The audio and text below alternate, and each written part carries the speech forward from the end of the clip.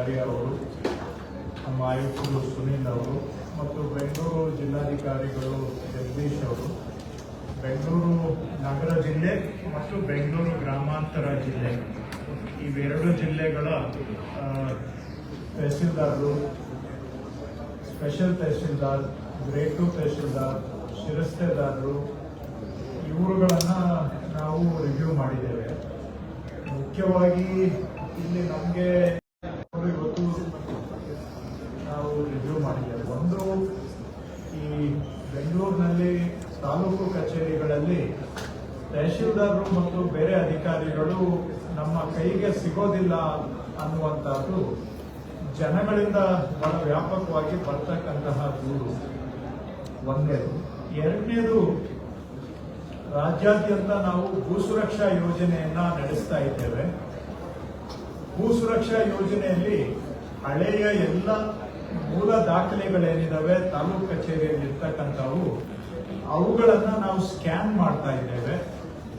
ಈ ಹಿಂದೆ ಹೇಳಿದಾಗೆ ಸ್ಕ್ಯಾನ್ ಮಾಡಲಿಕ್ಕೆ ಕಾರಣ ಏನು ಅಂದ್ರೆ, ಸ್ಕ್ಯಾನ್ ಮಾಡಿದ ಮೇಲೆ ಯಾವುದೇ ದಾಖಲೆ ಜನಗಳಿಗೆ ಅವರ ಬೆರಳು ತುದಿಯಲ್ಲಿ ಸಿಗಬೇಕು. ಜನ ಎಲ್ಲಿದ್ರೆ ಅಲ್ಲಿ ಅವರಿಗೆ ತತ್ಕ್ಷಣದಲ್ಲಿ ದಾಖಲೆಗಳು ಯಾವುದೇ ಮಧ್ಯವರ್ತಿಗಳ ಅವಲಂಬನೆ ಇಲ್ಲದ ಹಾಗೆ, ಶೋಷಣೆ ಇಲ್ಲದ ಹಾಗೆ, ಭ್ರಷ್ಟಾಚಾರಕ್ಕೆ ಅವಕಾಶ ಇಲ್ಲದ ಹಾಗೆ ಬೇಕಾದಂತ ದಾಖಲೆಗಳು ಜನಗಳಿಗೆ ಸಿಗಬೇಕು. ಒಂದು, ಸಲೀಸಾಗಿ ಜನಗಳಿಗೆ ಸಿಗಬೇಕು ದಾಖಲೆ.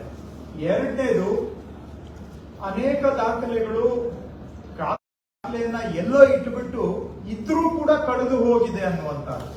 ಕೆಲವು ನಿಜವಾಗಿ ಕಳೆದು ಹೋಗುವಂತಹದ್ದು, ಇನ್ ಕೆಲವು ತಪ್ಪು ಜಾಗದಲ್ಲಿ ಇಟ್ಟು ಮಿಸ್ಪ್ಲೇಸ್ ಮಾಡಿ ಜನಗಳಿಗೆ ಸಿಗದೆ ಹೋಗುವಂತಹದ್ದು. ಸೊ ಹಾಗಾಗಿ ದಾಖಲೆಗಳು ಇನ್ನು ಮುಂದೆ ಕಳೆದು ಹೋಗಬಾರದು ಅಥವಾ ಮಿಸ್ಪ್ಲೇಸು ಆಗಬಾರದು. ಅವು ಜನಗಳಿಗೆ ಶಾಶ್ವತವಾಗಿ ಸಿಗಬೇಕು. ಈ ಉದ್ದೇಶದಿಂದಲೂ ನಾವಿವತ್ತು ಎಲ್ಲ ದಾಖಲೆಗಳನ್ನ ಸ್ಕ್ಯಾನಿಂಗ್ ಮಾಡ್ತಾ ಇದ್ದೇವೆ. ಮೂರನೇದು, ಸುಮಾರು ಫೋರ್ಜರಿ ಮಾಡ್ತಾರೆ, ತಿದ್ದುತ್ತಾರೆ ದಾಖಲೆಗಳನ್ನ, ನಕಲಿ ಸೃಷ್ಟಿ ಮಾಡುವಂತಹದ್ದು. ಇವೆಲ್ಲ ಭ್ರಷ್ಟಾಚಾರದ ದಂಧೆಗಳಿಗೆ ಕಡಿವಾಣ ಹಾಕಬೇಕು ಅಂತೇಳಿ ಕೂಡ ಒನ್ ಟೈಮ್ ಆಗಿ ಎಲ್ಲ ದಾಖಲೆಗಳನ್ನ ನಾವು ಸ್ಕ್ಯಾನಿಂಗ್ ಮಾಡ್ತಾ ಇದ್ದೇವೆ. ಸೊ ಈ ಎಲ್ಲಾ ಉದ್ದೇಶಗಳಿಂದ ಭೂ ಸುರಕ್ಷಾ ಯೋಜನೆಯನ್ನ ರಾಜ್ಯದಲ್ಲಿ ಜಾರಿ ಮಾಡಿ ಸುಮಾರು 16 ಕೋಟಿ ರೂಪಾಯಿಗಳನ್ನ ಖರ್ಚು ಮಾಡಿ ನಾವು ತಾಲೂಕು ಕಚೇರಿಗಳಲ್ಲಿರ್ತಕ್ಕಂಥ ಮೂಲ ದಾಖಲೆಗಳ ಡಿಜಿಟಲೀಕರಣ ಇವತ್ತು ರಾಜ್ಯದಲ್ಲಿ ಬಹಳ ವೇಗವಾಗಿ ಪ್ರಗತಿಯಲ್ಲಿ ಇದೆ. ಇಲ್ಲಿವರೆಗೂ ಕೂಡ ರಾಜ್ಯದಲ್ಲಿ ಸುಮಾರು 32 ಕೋಟಿ 64 ಲಕ್ಷ ಪುಟಗಳನ್ನ ಸ್ಕ್ಯಾನ್ ಮಾಡಿದ್ದೇವೆ. 32 ಕೋಟಿ 64 ಲಕ್ಷ ಪುಟಗಳನ್ನ ಸ್ಕ್ಯಾನ್ ಮಾಡಿದ್ದೇವೆ. ಮುಂದುವರೆದು ಇದು ಬರೀ ಸ್ಕ್ಯಾನ್ ಮಾಡಿ ಇಟ್ರೆ ಆಗೋದಿಲ್ಲ. ನಮ್ಮ ಉದ್ದೇಶ ಜನಕ್ಕೆ ಅವರ ಬೆರಳ ತುದಿಯಲ್ಲಿ ದಾಖಲೆಗಳು ಸಿಗಬೇಕು. ಅವ್ರ ಮನೆಯಲ್ಲಿ ಕೂತ್ಕೊಂಡು ಬೇಕಾದಂತ ಸರ್ಟಿಫೈಡ್ ಕಾಪಿಗೆ ಅಪ್ಲೈ ಮಾಡಬೇಕು. ಆ ಒಂದು ಸುಲಲಿತ ಆಡಳಿತ ಏನಿದೆ, ಸರಳೀಕೃತ ಆಡಳಿತ ಏನಿದೆ, ಈಸ್ ಆಫ್ ಗವರ್ನೆನ್ಸ್, ಜನಗಳ ಜೀವನಕ್ಕೆ ನಾವು ಪೂರಕವಾಗಿ ಕೆಲಸ ಮಾಡಬೇಕು. ಜನಗಳಿಗೆ ಸರ್ಕಾರದ ಸೇವೆಗಳು ಸಲೀಸಾಗಿ ಸಿಗಬೇಕು. ಅದಕ್ಕಾಗಿ ಅವರು ಅಲಿಯುವಂತದ್ದು ಆಗಬಾರದು. ಮಧ್ಯವರ್ತಿಗಳ ಮೇಲೆ ಅವಲಂಬನೆ ತಪ್ಪಬೇಕು. ಭ್ರಷ್ಟಾಚಾರ ಮತ್ತು ಶೋಷಣೆ ತಪ್ಪಬೇಕಾದ್ರೆ ಈ ಎಲ್ಲಾ ದಾಖಲೆಗಳು ಅವರಿಗೆ ಫಿಂಗರ್ ಟಿಪ್ಸ್ ಅಲ್ಲಿ ಸಿಗಬೇಕು. ಅದು ನಮ್ಮ ಮೂಲ ಗುರಿ. ಹಾಗಾಗಿ ಇಷ್ಟು ದಾಖಲೆಗಳನ್ನ ನಾವು ಜನಗಳಿಗೆ ಆನ್ಲೈನ್ ಮುಖಾಂತರ ಒದಗಿಸಿಕೊಡ್ತಾ ಇದ್ದೇವೆ. ಆನ್ಲೈನ್ ಮುಖಾಂತರವಾಗಿ ಅವರು ಮನೆಯಲ್ಲೇ ಕೂತು ಈ ದಾಖಲೆಗಳಿಗೆ ಅಪ್ಲಿಕೇಶನ್ ಅನ್ನ ಸಲ್ಲಿಸಬಹುದು. ಇದಕ್ಕೆ www.recordroom.karnataka.gov.in ಇನ್ನೊಮ್ಮೆ ರಿಪೀಟ್ ಮಾಡ್ತೇನೆ, www.recordroom.karnataka.gov.in. ಇದು ನಮ್ಮ ಭೂ ಸುರಕ್ಷಾ ಪೋರ್ಟಲ್, ಆನ್ಲೈನ್ ಪೋರ್ಟಲ್. ಈ ಪೋರ್ಟಲ್ಗೆ ಹೋಗಿ ಅವರು ಮನೆಯಿಂದನೇ ಬೇಕಾದಂತ ದಾಖಲೆಗೆ ಅರ್ಜಿ ಸಲ್ಲಿಸಬಹುದು. ನಾವು ಸರ್ಟಿಫೈಡ್ ಕಾಪಿಯನ್ನ ಅವರಿಗೆ ಆನ್ಲೈನ್ ಮುಖಾಂತರವಾಗಿ ಅವ್ರ ಮನೆಗೆ ಕಳಿಸ್ಕೊಡ್ತೇವೆ. ಆನ್ಲೈನ್ ಮುಖಾಂತರ ಡೆಲಿವರಿ ಮಾಡ್ತೇವೆ.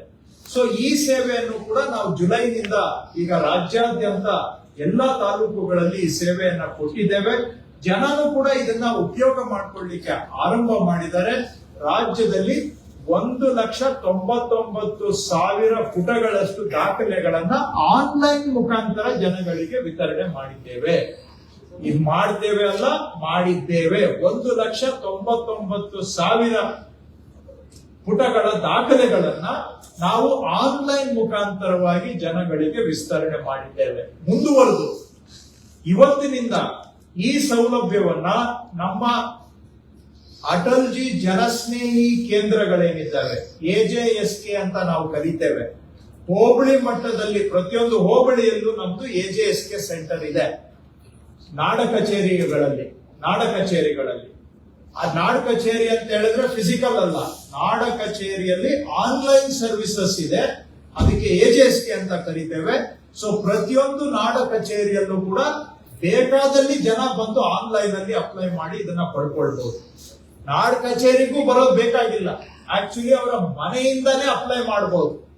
ಆದ್ರೆ ನಮ್ಗೆ ಮನೆಯಲ್ಲಿ ಅಪ್ಲೈ ಮಾಡುವಷ್ಟು ಕಂಪ್ಯೂಟರ್ ಜ್ಞಾನ ಇಲ್ಲ ಅಂದ ಪಕ್ಷದಲ್ಲಿ ಅವರು ಬಂದು AJSK ಅಲ್ಲಿ, ನಾಡ ಕಚೇರಿಯ AJSK ಅಲ್ಲಿ ಅಪ್ಲೈ ಮಾಡಬಹುದು ಆನ್ಲೈನ್ ಮುಖಾಂತರ. ಇನ್ನು ಮುಂದೆ ಅವರು ರೆಕಾರ್ಡ್ ರೂಮ್ಗೆ ಹೋಗೋ ಅವಶ್ಯಕತೆ ಇರೋದಿಲ್ಲ. ಇದು A category, B category records. ಅದು ಯಾವುದು ಮೂಲ ದಾಖಲೆಗಳಿದಾವೆ ಅವುಗಳನ್ನ ನಾವು ಇವತ್ತು AJSK ಮುಖಾಂತರವಾಗಿ ಕೊಡುವಂತಹ ಸೌಲಭ್ಯವನ್ನ ಇವತ್ತಿನಿಂದ ರಾಜ್ಯಾದ್ಯಂತ ಚಾಲನೆ ಮಾಡಿದ್ದೇವೆ. ಇನ್ನು ಮುಂದಿನ ದಿನ ಇದನ್ನ ಬಾಪೂಜಿ ಸೇವಾ ಕೇಂದ್ರ ಏನಿದೆ ಗ್ರಾಮ ಪಂಚಾಯಿತಿಗಳಲ್ಲಿ, ಅಲ್ಲಿಯೂ ಕೂಡ ಲಭ್ಯ ಮಾಡಬೇಕು ಅನ್ನೋ ಉದ್ದೇಶವನ್ನ ನಾವು ಹೊಂದಿದ್ದೇವೆ. ಅದು ಜನಕ್ಕೆ ಇನ್ನೂ ಹತ್ತಿರ ಆಗುತ್ತೆ. ಬಾಪೂಜಿ ಸೇವಾ ಕೇಂದ್ರ ಪ್ರತಿಯೊಂದು ಗ್ರಾಮ ಪಂಚಾಯಿತಿಯಲ್ಲೂ ಕೂಡ ಇದೆ. ಬಾಪೂಜಿ ಸೇವಾ ಕೇಂದ್ರದಲ್ಲಿ ಸಕ್ರಿಯವಾಗಿ ಕೆಲಸ ಮಾಡಿದ್ರೆ ನಾಳೆ ಭವಿಷ್ಯದಲ್ಲಿ ಗ್ರಾಮ ಒನ್ ಸೆಂಟರ್ಗಳಲ್ಲೂ ಕೂಡ ಇದನ್ನ ಆನ್ಲೈನ್ ಅಲ್ಲಿ ಅವಕಾಶ ಮಾಡಿಕೊಡ್ತೇವೆ. ಬಟ್ ಎಲ್ಲದಕ್ಕಿಂತ ಹೆಚ್ಚಾಗಿ ಯಾರಿಗೆ ಸ್ವಲ್ಪ ಕಂಪ್ಯೂಟರ್ ಜ್ಞಾನ ಇದೆ ಅವರು ಅವರ ಮನೆಯಲ್ಲಿ ಅವರೇ ಪಡ್ಕೊಳ್ಳೋದು ಸೂಕ್ತ ನಮ್ಮ ಅಭಿಪ್ರಾಯದಲ್ಲಿ. ಯಾಕೆಂದ್ರೆ ಇದನ್ನ ಯಾರು ಬೇಕಾದ್ರೂ ಸಿಟಿಸನ್ ಲಾಗಿನ್ ಅಲ್ಲಿ ನಾವು ಸಿಟಿಸನ್ ಮಾಡ್ಯೂಲ್ ಅಲ್ಲೇ ಕೊಟ್ಟಿದ್ದೇವೆ. ಇದನ್ನ ಅವರೇ ಪಡ್ಕೊಳ್ಬಹುದು. ಇಲ್ಲ ಈಗ ಆಲ್ರೆಡಿ ಆ ತರ ಸೇವೆಯನ್ನು ಕೂಡ 100 ಜನ ತಗೊಳ್ತಾ ಇದ್ದಾರೆ. ಆಲ್ರೆಡಿ ಅವರೇ ಅಪ್ಲೈ ಮಾಡಿ ಅವರೇ ತಗೊಳ್ತಾ ಇದ್ದಾರೆ. ನಮ್ಮ ಆಶಯ ಜನಗಳೇ ತಗೊಳ್ಬೇಕು ಅಂತ. ಆದ್ರೆ ಎಲ್ಲರಿಗೂ ಕಂಪ್ಯೂಟರ್ ಜ್ಞಾನ ಇರೋದಿಲ್ಲ ಅನ್ನೋದು ಕೂಡ ನಮ್ಗೆ ಸಾಮಾನ್ಯ ಅರಿವು ಇರೋದ್ರಿಂದ ಇದನ್ನ ಈಗ AJSK ಸೆಂಟರ್ ಮುಖಾಂತರ ಕೊಡ್ತಾ ಇದ್ದೇವೆ. ನಾಳೆ ಇದನ್ನ ಬಾಪೂಜಿ ಸೇವಾ ಕೇಂದ್ರದ ಮುಖಾಂತರ ಕೂಡ ಕೊಡಬೇಕು ಅನ್ನೋದು ನಮ್ಮ ಆಶಯ. ಇವತ್ತು ನಾನು ಸಭೆ ಮಾಡಿದ ಉದ್ದೇಶ ಏನಂದ್ರೆ, ರಾಜ್ಯದಲ್ಲಿ ಈ ಕೆಲಸ ಬಹಳ ವೇಗವಾಗಿ ನಡೀತಾ ಇದೆ, ಆದ್ರೆ ಬೆಂಗಳೂರಿನಲ್ಲಿ ನಿರೀಕ್ಷಿತ ವೇಗವಾಗಿ ನಡೀತಾ ಇಲ್ಲ. ಇಲ್ಲಿ ರಾಜ್ಯದಲ್ಲಿ ಆಗ್ತಾ ಇರುವಷ್ಟು ಸ್ಕ್ಯಾನಿಂಗ್ ಪ್ರಗತಿ ಬೆಂಗಳೂರಿನಲ್ಲಿ ಆಗ್ತಾ ಇಲ್ಲ. ಅದನ್ನ ನಾನು ಗಂಭೀರವಾಗಿ ಮನಗಂಡು ಇವತ್ತು ಎಲ್ಲ ಅವರು ಯಾರ್ಯಾರಿದ್ದಾರೆ ಅದಕ್ಕೆ ಗ್ರೇಡ್ 1 ತಹಶೀಲ್ದಾರರು, ಗ್ರೇಡ್ 2 ತಹಶೀಲ್ದಾರ್, ಸ್ಪೆಷಲ್ ತಹಶೀಲ್ದಾರ್, ಶಿರಸ್ತೆದಾರರು ಅವ್ರನ್ನೆಲ್ಲ ಕರೆಸಿ ಅವರಿಗೆ ಇನ್ನು 1 ತಿಂಗಳ ಗಡುವು ಕೊಟ್ಟಿದ್ದೇನೆ. ಆ 1 ತಿಂಗಳ ಒಳಗಡೆ ಅವರು ರಾಜ್ಯದಲ್ಲಿ ಎಷ್ಟು ಪ್ರಗತಿ ಆಗ್ತಾ ಇದೆ ಆ ಒಂದು ಪ್ರಗತಿಯನ್ನ ಬೆಂಗಳೂರು ಗ್ರಾಮಾಂತರದಲ್ಲಿ ತೋರಿಸಲಿಲ್ಲ ಅಂತ ಹೇಳಿದ್ರೆ ಅವ್ರ ಮೇಲೆ ಶಿಸ್ತು ಕ್ರಮ ತೆಗೆದುಕೊಳ್ತಕ್ಕಂತಹದ್ದು ಸೂಚನೆಯನ್ನ ನಾನು ಅವರಿಗೆ ಎಚ್ಚರಿಕೆಯನ್ನು ಕೂಡ ಕೊಟ್ಟಿದ್ದೇನೆ. ಹಾಗೂ ಇಲ್ಲಿವರೆಗೂ ಆಗಿರುವ ಕುಂಠಿತಕ್ಕೂ ಕೂಡ ಈಗಾಗಲೇ ಅವರಿಗೆ ನಾನು ಇವತ್ತು ಪ್ರಿನ್ಸಿಪಲ್ ಸೆಕ್ರೆಟರಿ ಅವರು ನಾನಿಬ್ರು ಸೂಚನೆ ಕೊಟ್ಟಿದ್ದೇವೆ. ರೆವಿನ್ಯೂ ಕಮಿಷನರ್ ಮತ್ತು DC ಅವರು ಸಂಬಂಧಪಟ್ಟಂತ ಅಧಿಕಾರಿಗಳಿಗೆ ನೋಟಿಸ್ ಜಾರಿ ಮಾಡಬೇಕು ಕುಂಠಿತ ಆಗಿರುವುದರ ಬಗ್ಗೆ ಅನ್ನುವಂತಹದನ್ನ ಹೇಳಿದ್ದೇನೆ. ಬೆಂಗಳೂರಿನಲ್ಲೂ ಕೂಡ ಈ ರಾಜ್ಯದಲ್ಲಿ ಎಲ್ಲಾ ಕಡೆ ಆನ್ಲೈನ್ ಮುಖಾಂತರ ದಾಖಲೆಗಳನ್ನ ಪಡ್ಕೊಳ್ತಾ ಇದ್ರೆ ಜನ, ಬೆಂಗಳೂರಿನಲ್ಲಿ ಈಗಲೂ ಕೂಡ ಮ್ಯಾನ್ಯುವಲ್ ಆಗಿ ಇಶ್ಯೂ ಮಾಡುವಂತ ವ್ಯವಸ್ಥೆಯನ್ನ ಮುಂದುವರಿಸಿದ್ದಾರೆ. ಅದನ್ನ ತಕ್ಷಣ ನಿಲ್ಲಿಸಬೇಕು. ಇನ್ಮೇಲೆ ಏನಾದ್ರು ಮ್ಯಾನ್ಯುವಲ್ ಆಗಿ ಡಾಕ್ಯುಮೆಂಟ್ಸ್ ಇಶ್ಯೂ ಮಾಡಿದ್ರೆ ಅದಕ್ಕೂ ಕೂಡ ಅವರು ಶಿಸ್ತು ಕ್ರಮವನ್ನ ಎದುರಿಸಬೇಕಾಗುತ್ತೆ ಅನ್ನುವಂತ ಎಚ್ಚರಿಕೆಯನ್ನ ಕೊಟ್ಟಿದ್ದೇನೆ. ಮುಂದುವರೆದು ಬೆಂಗಳೂರಿನಲ್ಲಿ ಇನ್ನೊಂದು ದೂರು ನಮ್ಗೆ ಹೆಚ್ಚಾಗಿ ಬರ್ತಕ್ಕಂತಹದ್ದು, ಈ ನಮ್ಮ ತಹಶೀಲ್ದಾರ್ ಕಚೇರಿಗಳು, AC ಕಚೇರಿಗಳಲ್ಲಿ ACಗಳು ತಹಶೀಲ್ದಾರರು ಕೈಗೆ ಸಿಗೋದಿಲ್ಲ ಅನ್ನುವಂತಹದ್ದು. ನಾನು ಅವರಿಗೆ ಹೇಳಿದ್ದೇನೆ, ಸುಮ್ಮನೆ ಕೋರ್ಟು ಅಂತೇಳಿ ಕೋರ್ಟ್ ನೆಪ ಮಾಡಿಕೊಂಡು ಕಚೇರಿಗಳಲ್ಲಿ ಇಲ್ಲದೆ ಅಲ್ಲಿ ಇಲ್ಲಿ ಬೇರೆ ಕಡೆ ಕೂತ್ಕೊಂಡು ಕೆಲಸ ಮಾಡುವಂತಹದನ್ನ ತಕ್ಷಣ ಸುಧಾರಣೆ ಆಗಬೇಕು. ಇನ್ನು ಮೇಲೆ ಅವರು ಕಡ್ಡಾಯವಾಗಿ ಕಚೇರಿಗಳಲ್ಲಿ ಕೂರ್ಬೇಕು, ಜನಗಳನ್ನ ಭೇಟಿ ಮಾಡಬೇಕು. ಜನ ಬರ್ತಾರೆ, ಜನ ಕೇಳುವಂತಹದ್ದು ಕೆಲವು ನ್ಯಾಯಸಮ್ಮತ ಇರುತ್ತೆ, ಕೆಲವು ಕೇಳುವಂತಹದ್ದು ನ್ಯಾಯಸಮ್ಮತ ಇಲ್ಲದೆ ಇರಬಹುದು. ಹಾಗಂತೇಳಿ ಜನಗಳಿಂದ ತಪ್ಪಿಸ್ಕೊಂಡು ಓಡಾಡ್ತಕ್ಕಂಥದ್ದು ಇದು ಯಾವುದಕ್ಕೂ ಕೂಡ ಪರಿಹಾರ ಅಲ್ಲ. ಆಗೋದನ್ನ ಮಾಡ್ಕೊಡ್ಬೇಕು, ಆಗದೆ ಇರೋದನ್ನ ಯಾವ ಕಾರಣಕ್ಕೆ ಆಗೋದಿಲ್ಲ ಅಂತೇಳಿ ಬರವಣಿಗೆಯಲ್ಲಿ ಕೊಡ್ಬೇಕು. ಆವಾಗ ಜನನು ಕೂಡ ಬಂದು ನಮ್ಗೆ ಆಗದೆ ಇರೋ ಕೆಲಸಕ್ಕೆ ಒತ್ತಡ ಮಾಡೋದು ತಾನಾಗಿ ನಿಂತೋಗುತ್ತೆ. ಈ ಒಂದು ಸೂಚನೆಯನ್ನ ಕೊಟ್ಟಿದ್ದೇನೆ. ಮತ್ತು ಇನ್ನು ಮುಂದೆ ಚಲನವಲನ ದಾಖಲೆ ಅಂದ್ರೆ ರೆಕಾರ್ಡ್ ಅವ್ರ ಹತ್ರ ರಿಜಿಸ್ಟರ್ ಇರುತ್ತೆ, ಚಲನವಲನ ವಹಿ ಇರುತ್ತೆ ತಾಲೂಕು ಕಚೇರಿಗಳಲ್ಲಿ. ಅದರಲ್ಲಿ ಯಾವುದೇ ಎಂಟ್ರಿ ಇಲ್ಲದೆ ಕಚೇರಿಯಿಂದ ಬಿಟ್ಟು ಹೋಗುವಂತಹದ್ದು ಆದ್ರೆ ಅದಕ್ಕೆ ತತ್ಕ್ಷಣ ಅವರಿಗೆ ಶಿಸ್ತು ಕ್ರಮ ಎದುರಿಸಬೇಕಾಗುತ್ತೆ. ನಾಳೆ ದಿನ ಸಸ್ಪೆನ್ಷನ್ ಮಾಡೋವರೆಗೂ ಹೋಗ್ಬೇಕಾಗುತ್ತೆ ಅನ್ನುವಂತ ಎಚ್ಚರಿಕೆಯನ್ನು ಕೂಡ ನಾನು ಕೊಟ್ಟಿದ್ದೇನೆ. ಇಷ್ಟಕ್ಕೂ ಅವರು ನಿಗ್ರಹಕ್ಕೆ ಬರ್ಲಿಲ್ಲ ಅಂತ ಹೇಳಿದ್ರೆ ಮುಂದೆ ನಮ್ಮ ಹತ್ರ ಇನ್ನೂ ಬೇರೆ ವಿಧಾನಗಳಿದಾವೆ. ಆದ್ರೆ ಅವರು ನಮ್ಮ ಮಾತಿಗೆ ಗೌರವ ಕೊಟ್ಟು ಸುಧಾರಣೆ ಮಾಡಿಕೊಳ್ತಾರೆ ಅನ್ನುವ ಉದ್ದೇಶದಿಂದ, ಆಶಯದಿಂದ ಇವತ್ತು ಅವರಿಗೆ ಸೂಚನೆಯನ್ನ ಕೊಟ್ಟಿದ್ದೇನೆ. ಇದಕ್ಕೂ ಬಗ್ಲಿಲ್ಲ ಅಂದ್ರೆ ಬೇರೆ ಮಾರ್ಗಗಳಿದಾವೆ ನಮ್ಮ ಹತ್ರ. ಮುಂದೆ ಕಾಲಕ್ಕೆ ಒಂದೇ ಬಾರಿ ನಾವು ಎಲ್ಲವನ್ನೂ ಕೂಡ ಮಾಡ್ಲಿಕ್ಕೆ ಆಗುವುದಿಲ್ಲ. ಅವ್ರಿಗೂ ತಿದ್ದುಕೊಳ್ಳಿಕ್ಕೆ ಅವಕಾಶ ಮಾಡಿಕೊಡ್ಬೇಕು. ಆ ಉದ್ದೇಶದಿಂದ ಅವರಿಗೆ ಗಡುವನ್ನ ಕೊಟ್ಟಿದ್ದೇನೆ. ಸುಧಾರಣೆ ತರಬೇಕು, ಸುಧಾರಣೆ ತಂದೇ ತರ್ತೇವೆ, ನಾವು ಬಿಡೋದಿಲ್ಲ. ನಾವು ಕೆಲವರು ಒಳ್ಳೆ ಮಾತಿಗೆ ಗೌರವ ಕೊಟ್ಟು ಸುಧಾರಣೆ ಆಗುವಂತ ಅಧಿಕಾರಿಗಳಿದ್ದಾರೆ. ಕೆಲವರು ಸ್ವಲ್ಪ ದಪ್ಪ ಚರ್ಮದವರು ಇದ್ದಾರೆ, ಇಲ್ಲ ಅಂತ ನಾನು ಹೇಳೋದಿಲ್ಲ. ಅವ್ರಿಗೆ ಹೇಗೆ ದಾರಿಗೆ ತರಬೇಕು ಅನ್ನೋದು ಕೂಡ ಸರ್ಕಾರ ಸಶಕ್ತವಾಗಿದೆ.